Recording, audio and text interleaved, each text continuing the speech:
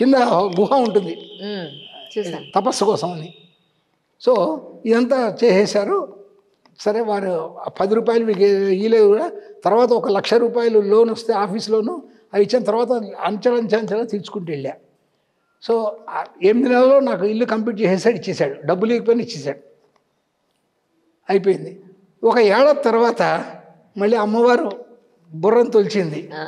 నేను అతనికి చెప్పాను, నువ్వు షాపులు కట్టుకుంటే నాకు ఆబ్జెక్షన్ లేదు, ఎవరికైనా అమ్మదలుచుకుంటే నాకు ఇచ్చేయి, నేను ఇక్కడ ఈ గృహస్థుడిని కదా, ఇక్కడ ఉండకుండా అక్కడ చిన్న గుడిసె వేసుకుని గుడిసె తపస్సు చేసుకుంటా అన్నా. సరే గురువుగారు చెప్పారు కదా నేను ఇచ్చేస్తాను అని అతను ఏం చేశాడంటే ఆ పక్క స్థలం తీసుకోమన్నారు. మరి ఎంత ఇవ్వమంటావు అన్నాను. అంటే ఆయన ఏం చెప్పాడంటే పాతకాలంలో నాకు 400 చిల్లర దాని అడుగు రేట్ పడ్డది, నేను సబ్ కాంట్రాక్ట్ ఇస్తా, 10 లక్షల రూపాయలు నాకు 10,000 రూపాయలు నాకు లాభం వస్తుంది ఒక్కొక్క ఇంటి మీద. ఈ కాలనీ మొత్తం కట్టిందన్నమాట అతను. ఒక్కొక్క ఇంటి 10,000 వస్తుంది అన్నాడు. అట్లా నేను 10,000 నీకు ఇచ్చేస్తాను, పాత రేట్ అన్నాను. పాత రేట్ డబ్బులు కూడా ఇవ్వలేదు అప్పటికి. 10,000 మటుకు ముందు ఇచ్చేసా.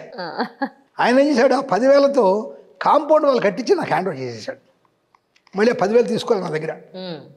సరే అక్కడ ఏం చేశాను, ఒక మొత్తం బిల్వం చెట్లు వేసి 16 బిల్వం చెట్లు రౌండ్గా పెట్టేసి మధ్యలో ఒక పీఠంలాగా కట్టుకుని దాని మీద తపస్సు చేసుకుందామని పెట్టా. 3 ఏళ్ళు అయింది, బిల్వం చెట్లు లేటుగా పెరిగితే నాకు తెలవదు. సరే 3 ఏళ్ళు అయింది, పెరగట్లేదు సరిగ్గా, చిన్న చిన్నగా ఉన్నాయి. ఏంటని చెప్పి దుఃఖంతో చూస్తే అమ్మవారు నేను కింద ఉన్నాను, గుడి కట్టించమని చెప్పింది.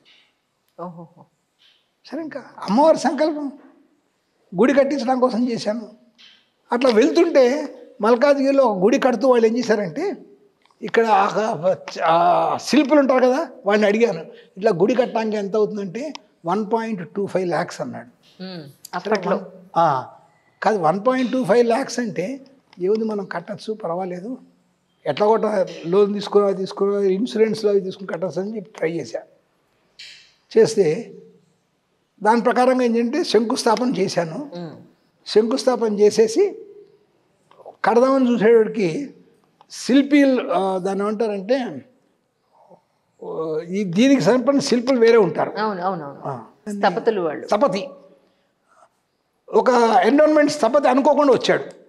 వచ్చి గుడి కట్టడానికి ఇట్లా కట్టకూడదు, మొత్తం గుంట తీయాలి, ఆ గుంట తీసి ఆ గుంటలో 2 అడుగులు ఇసుక వేయాలి, ఆ ఇసుక మీద 2 అడుగుల గ్రెనేట్ మొత్తం కన్స్ట్రక్ట్ చేయాలి, దాని మీద గుడి పట్టు రావాలన్నారు. సరే ఇదేంటా అని చెప్పేసి గుంట తవ్వించాము. గుంట తవ్వించేటప్పటికే నాకు 5,000 ముందు అయిపోయింది గుంట తవ్వించడానికి. తర్వాత ఆ గుంటను ఫిలప్ చేయడానికి నాకు 1,10,000 అయిపోయింది. ఇంకెప్పుడు కట్టేది గుడి, ఎప్పుడు కట్టేది గుడి? సరే ఒక స్నేహితుడు వాళ్ళ పిల్లలకి నేను ట్యూషన్లు చెప్పాను, మా డిపార్ట్మెంట్లో పనిచేస్తాడు. అతను ఏం చేశాడంటే రిటైర్ అయిపోయాడు, అతనికి డబ్బులన్నీ వచ్చినాయి, నీ దగ్గర నుంచి ఎప్పుడైనా నాకు వస్తుంది, ఏం పర్వాలేదు, నేను ఇస్తాను, గుడి అన్నావు కాబట్టి ముందు మొదలు పెట్టేయమన్నారు. మొదలు పెట్టుకుంటూ వెళ్ళిపోయాం. 9 నెలల్లో మొత్తం గుడి కంప్లీట్ అయిపోయింది. 10.5 లక్షలు అయిపోయింది అప్పటికి. అమ్మ బాబోయ్, అప్పట్లోనే. Oh my God. సో తీసుకొస్తున్నాను, చేస్తున్నాను, వెళ్ళిపోతుంది. పెర మీద నీళ్ళు పోసినట్టే. ఆఖరికి నా దగ్గర మిగిలింది ఒక 30,000 మిగిలినాయి డబ్బులు. గుడి కంప్లీట్ అయిపోయింది, అంతా అయిపోయింది, ఇంకా ప్రతిష్ట చేయాలి విగ్రహాన్ని. సరే డబ్బులు లేవు, ఇక్కడ అడిగితేమో 80,000 కావాలన్నారు. 2000లో 80,000 కావాలన్నారు. 25 ఏళ్ల క్రితం మాటది. 80,000 మినిమం ప్రతిష్ట కార్యక్రమం. లేవు, 30,000 ఉన్నాయి. అప్పు చేయడానికి వీలేదు. ఎవరన్నా నాకు సహాయం చేయడానికి వస్తే నేను తీర్చుకోవడానికి వేరే. అవును. సరే ఏంటంటే పూర్వాశ్రమంలో చెల్లెలి యొక్క పిన్నమావ గారు గురువు గారు ఉన్నారు.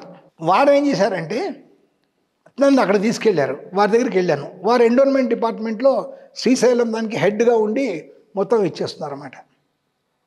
సో వారేమన్నారంటే, ఏం నేనంత చీప్గా దొరికానా నీకు, 30,000 అయిపోవటానికి? నాకు అమ్మవారితో ముహూర్తం పెట్టేసింది.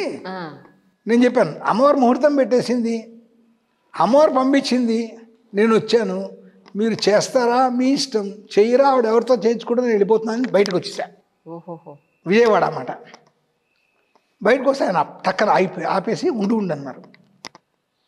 సరే నాకు ఆల్రెడీ ఇంకో ప్రతిష్ట కార్యక్రమం ఉంది, 5 రోజులు చేయకుండా 3 రోజులు నేను కంప్లీట్ చేసేస్తాను, మరి నువ్వు వచ్చాను ఇస్తాను. వచ్చారు. 3 రోజుల్లో కార్యక్రమం చేస్తుంటే మేము ఉభయలము లేవలేదు పీటల మించి. అప్పటికి సన్యాసి కాదు కదా ఇంకా నేను. పీటల మించి లేవకుండా కాన్సన్ట్రేట్ మొత్తం చేశామన్నమాట. ఆయన ఏమన్నారంటే, మీ యొక్క భక్తిగా ఇంత భక్తిగా చేసిన వాళ్ళని ఇప్పటిదాకా నేను ప్రతిష్టలో చూడలేదు, కాబట్టి నాకు నీ 30,000 అక్కర్లేదు. అద్భుతం. మళ్ళీ 40 రోజుల తర్వాత కార్యక్రమం ఉంటుంది, నా శిష్యుడు వచ్చి నీకు ఆ కార్యక్రమం చేస్తారు, కాబట్టి నీతో డబ్బులు నాకు అక్కర్లేదన్న. నేను చెప్పాను, ఇగో మీరు అన్నారు కదా 30,000 నా దగ్గర ఉన్నాయి, ఇగో ఇక డబ్బులు వచ్చినాయి, ఈ డబ్బులన్నీ మీవే, నాకు సంబంధం లేదు, తీసుకెళ్ళిపోమన్నా.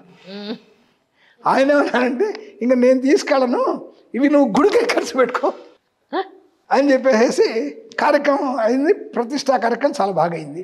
ఈ ప్రతిష్టా కార్యక్రమం చేస్తున్నప్పుడు ఒక పాము వచ్చి ప్రదక్షిణం చేసి అక్కడ ఉంది. మేము మా ప్రతిష్టా కార్యక్రమం అంత ఉంది, తర్వాత అక్కడి నుంచి వెళ్ళిపోయింది. సో ఆ విధంగా అయిపోయి ఆ గుడి మొత్తం ఫుల్ అయిపోయింది అన్నమాట. తర్వాత 10 ఏళ్ళకో 15 ఏళ్ళకో మెల్లిమెల్లిగా అప్పులన్నీ తీర్చేసేసా. అంటే మాకేంటంటే ప్రతి ఒక్కళ్ళు అనేవాళ్ళు, నువ్వు సూపరింట్గా పనిచేస్తుంటూ కారు కొనుక్కో, అందరు వస్తున్నారు అని. నేను చెప్పాను, నా కారు మా అమ్మవారు, ఈ కారుకి పెట్రోల్ ఖర్చు, ఆ కారు దానికి పెడితే నాకు మోక్షం అవుతుంటుంది, దీనికి పెడితే వేస్ట్ తప్ప ఇంకేముండదు అని ఒక స్కూటర్ మీద వెళ్తుండేవాడిని. Okay okay. మళ్ళీ నేను ఎగ్జిక్యూటివ్ ఆఫీసరు, కానీ ఎగ్జిక్యూటివ్ ఆఫీసర్ అయినా కూడా నన్ను కాషాయ వస్త్రంలోనే వెళ్ళేవాడిని. ఇన్స్పెక్టర్ దాకా ఉన్నాను, సూపరింటెండెంట్ కాషాయ వస్త్రంతో వెళ్ళేవాడిని. ఎలవ్ చేశారు. మరి చీఫ్ కమిషనర్ వాళ్ళందరూ కూడా నన్ను పేరుతో పిలిస్తే ఎవరన్నా కాదు, కాల్ హిమ్ స్వామీజీ అనేవాళ్ళు. అట్లా అమ్మవారి యొక్క అనుగ్రహంతో నేనే వాలంటరీ రిటైర్మెంట్ తీసుకున్నా. ఇంకా 5 ఏళ్ల ముందు తీసేసుకున్నా. సర్వీస్ ఉండగా కూడా ఇంకా అయిపోయింది, రెస్పాన్సిబిలిటీస్ అయిపోయినాయి అని చెప్పేసి పిల్లాడి పెళ్లి చేసి వాళ్ళు చెప్పారు. అంటే సన్యాసం అనగానే నేను చెప్పాను, నేను సన్యాసం తీసుకుంటున్నాను కాబట్టి నీకు పెళ్లి చేస్తాను, పెళ్లి అయిపోతే నేను తీసుకోవచ్చు, లేకపోతే మటుకు నేను పెళ్లి చేయడానికి ఉండదు, మీ ఇష్టం అన్నాను.